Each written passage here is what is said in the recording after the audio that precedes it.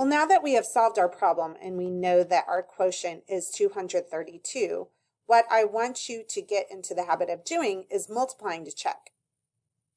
So as you know, multiplication is the inverse operation of division, which means we can multiply to check our answer.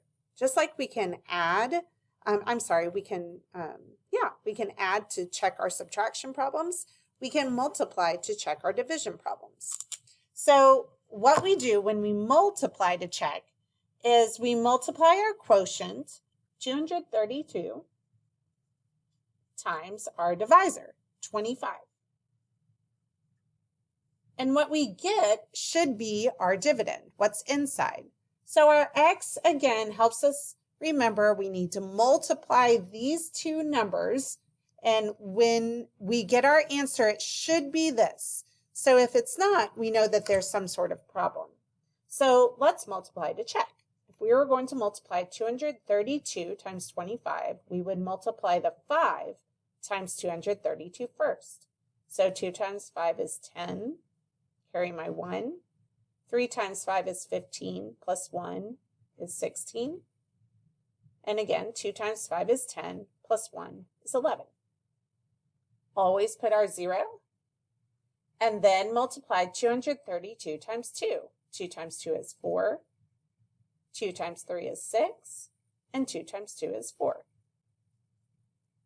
We add them up,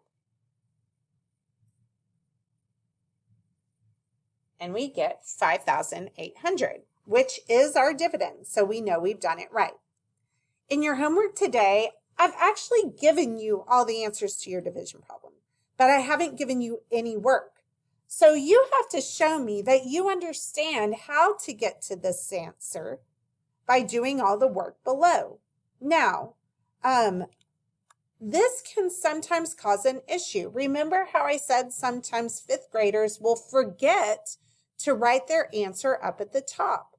Well, when you're solving your problem, I want you to go and outline the answer at that D step.